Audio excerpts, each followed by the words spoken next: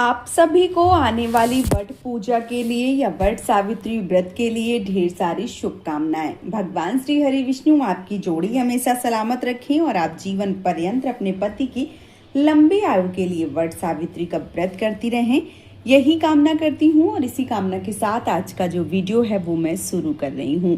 दोस्तों, आज के वीडियो में आप सबके साथ शेयर कर रही हूँ वट सावित्री व्रत से जुड़ी कुछ महत्वपूर्ण जानकारी, जो महिलाएं या जो ऐसी बहनें जो वट सावित्री व्रत में गर्भवती हैं या प्रेगनेंसी से गुजर रही हैं, ऐसी बहनों को व्रत करना चाहिए या नहीं करना चाहिए। इसके साथ ही साथ जो पूजा है वो कर सकती हैं या नहीं कर सकती हैं, फेरे या परिक्रमा लगाएं या नहीं, घर से बाहर जाकर पूजा कर सकती हैं।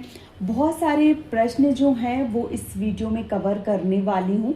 तो यदि आप वट सावित्री का व्रत करती हैं और आप ऐसी अवस्था में हैं तो ये वीडियो यदि आप पूरा ध्यान से देखती हैं तो आपके मन में जिस भी प्रकार की जो भी संशय है वो समाप्त हो जाएगा। आप बिल्कुल सही वीडियो पे आए हैं। पहली बात तो आप सबको बहुत सारी बधाई कि आप एक ऐसी जीव को पाल पोस रही हैं और एक ऐसे जीवन को बाहर ला रही हैं। ये बहुत ही ज़्यादा सौभाग्य की बात होती है और जीवन में ये बहुत ज़्यादा ज़रूरी है। तो आप सबको बहुत सारी शुभकामनाएं। इसके साथ ही साथ अब आपसे बात करूं कि वट सावित्री व्रत में व्रत कैसे करें। तो देखिए, यदि आप पहली बार इस व्रत को उठा रही हैं, ऐसी अवस्था में हैं, तो आप ना उठावें व्रत।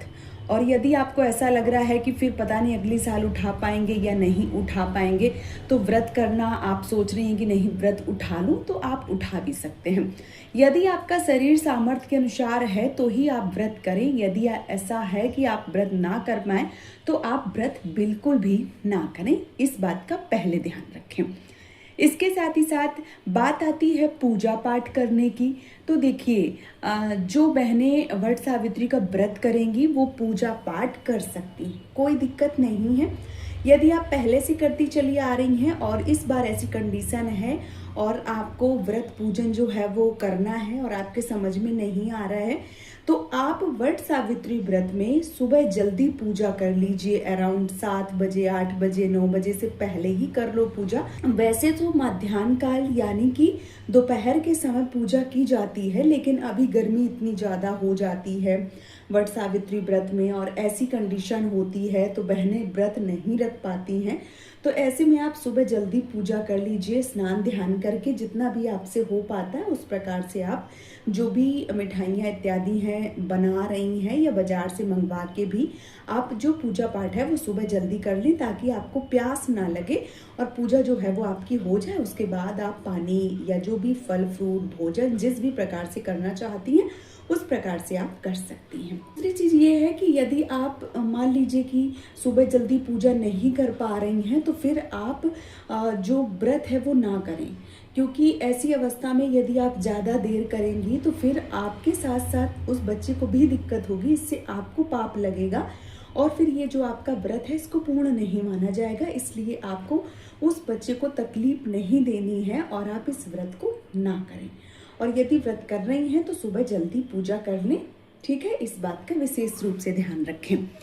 अब जो व्रत है उसमें आपको फेरी या परिक्रमा लगाना चाहिए या नहीं लगाना चाहिए। तो देखिए, यदि आप फेरी या परिक्रमा लगाती हैं और आप गोल गोल घूमती हैं, जब अच्छे लोग, जैसे मान लीजिए कोई भी ऐसी अवस्था में नहीं है, वो भी वट वृक्ष के या किसी ऐसे पूजा पाठ में भाग लेता है और फेरी या परिक्रमा लगाता है, तो कई बार चक्कर आने से या मान लीजिए कमजोरी वीकनेस फील होने से कई बार गिर जाते हैं और चक्कर लगाने से गोल गोल जैसे मतलब सर जो है वो घूमने लगता है। तो ऐसे में कई बार जो ऐसी बहनें होती हैं वो गिर जाती हैं। इससे उनके साथ साथ होने वाले बच्चे को भी कष्ट, तकलीफ और जो पीड़ा है वो हो सकती है या उसको भी चोट लग सकती है। तो ऐसे में आपको फेरी या परिक्रमा नहीं लगाना चाहिए। बैठ के आप वट वृक्ष के नीचे बैठ के विधिवत रूप से पूजन अर्चन कर सकती हैं, लेकिन फेरी या परिक्रमा जो है वो नहीं लगा सकती हैं।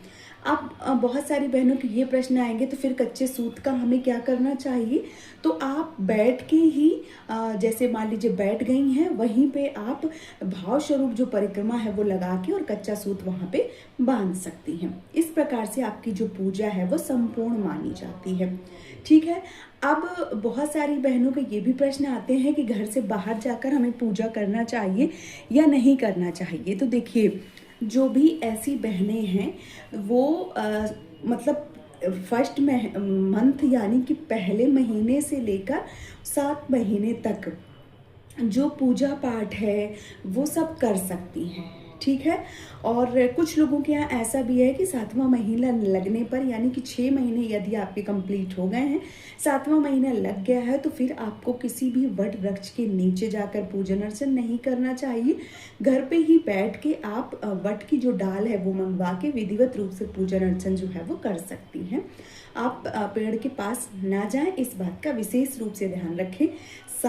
जो 7वां महीना है, जिनका 8वां महीना है, 9वां महीना है, इन 3 महीने में उनको बाहर जाकर पूजा पाठ जो है वो नहीं करना चाहिए।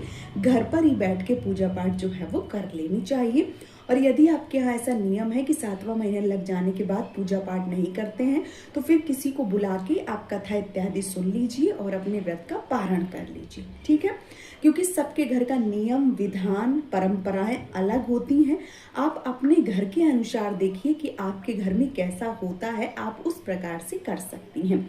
लेकिन 7वां महीना, 8वां महीना या 9वें महीने में बाहर इसलिए नहीं जाते हैं, मैं आप सबको डिटेल में बता दूं, क्योंकि कई सारी बहनों के मन में ये प्रश्न आता है कि उन्होंने बोल तो दिया है लेकिन क्यों बोला है, ये चीज़ समझ में नहीं आ रही है। तो मैं आप सबको बता दूं, कई सारे ऐसे बच्चे होते हैं जो 7वें महीने में ही बाहर आ जाते हैं, और कई बच्चे 8वें महीने में और 9वें महीने में, तो बहुत सारे बच्चे आ ही जाते हैं। ठीक है। तो ऐसे में आप 6 महीने तक पूजा पाठ, कहीं आना जाना, घूमना फिरना सब कर सकते हैं। उसके बाद नहीं करना चाहिए, क्योंकि कभी भी समय जो है कभी ऐसा हो जाए, आपके साथ ऐसी दिक्कत हो जाए या बेबी बाहर आ जाए, तो ऐसे में जो आपकी पूजा है वो तो खंडित होगी, लेकिन साथ ही साथ आपको भी दिक्कत होगा, कष्ट होगा, बच्चे को भी कष्ट होगा और बहुत सारी समस्याएं खड़ी हो सकती हैं। ऐसे में आपको बाहर जाने से मनाही जो है वो की गई है। अपने जो मान लीजिए बाउंड्री होती है, जो हमारे यहाँ दहलीज बोलते हैं, और दहलीज को क्रॉस करके नहीं जाना चाहिए। इस बात का विशेष रूप से ध्यान रखना चाहिए। कई बहनें ऐसी होती हैं जो हटी होती हैं, उनको लगता है नहीं ये सब चीज़ें हम नहीं मानते हैं, आजकल के ज़माने में ये सब कुछ नहीं होता है। तो देखिए, वो अपने मर्जी की मालिक हैं, जो मर्जी है वो कीजिए। लेकिन जो परंपराएं, जो नियम हम अपने बड़ों से सुनते चले आ रहे हैं, उनका हमें एक मर्यादा जो है वो बनाकर रखना चाहिए। और ऐसी अवस्था में हमें जो बाहर है वो नहीं जाना चाहिए। वट वृक्ष की डाल मंगा के विधिवत रूप से पूजन अर्चन कर लीजिए। और ऐसा करना संभव नहीं है तो माता तुलसी आपके घर में विराजमान है, तो उनको भी वट वृक्ष समझकर कलश की स्थापना करके भी आप विधिवत रूप से पूजन अर्चन जो है वो कर सकती हैं। क्योंकि इसी दिन शनि अमावस्या है वो भी पड़ रही है, तो बहुत सारे लोग पीपल के वृक्ष के नीचे जाकर पूजा पाठ करते हैं। तो उन सब बहनों से बोलना चाहूँगी कि ऐसी अवस्था में आप बिल्कुल भी बाहर ना जावें।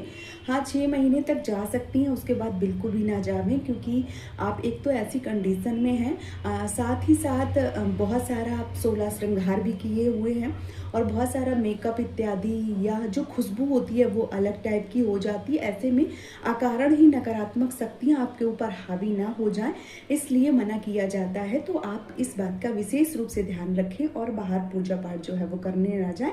घर पे ही बैठ के आप विधिवत रूप से पूजन अर्चन जो है वो कर सकती हैं। तो वट सावित्री व्रत और गर्भवती महिलाओं को ये जानकारी कैसी लगी है? यदि आपके मन में किसी भी प्रकार का संशय है या आपको ऐसा लग रहा है कि अब हमें क्या करना चाहिए, कैसे करना चाहिए, या कुछ और जानकारी प्राप्त करना चाहते हैं, तो नीचे कमेंट बॉक्स में लिख दीजिए, मैं आप सभी के प्रश्नों का जवाब दे दूंगी। और यदि वीडियो पसंद आया है तो चैनल को सब्सक्राइब करके वीडियो को लाइक कर लीजिए, ताकि आपको और भी ऐसी अच्छी जानकारी मिलती रहे। समय समय पे आपको वीडियो मिलते रहेंगे, इसके लिए आपको चैनल को सब्सक्राइब करके वीडियो को लाइक करना पड़ेगा। और आज का ये वीडियो मैं यहीं पे समाप्त करूंगी। आप सभी को एक बार फिर से वट सावित्री व्रत की ढेर सारी शुभकामनाएं। जय माता दी।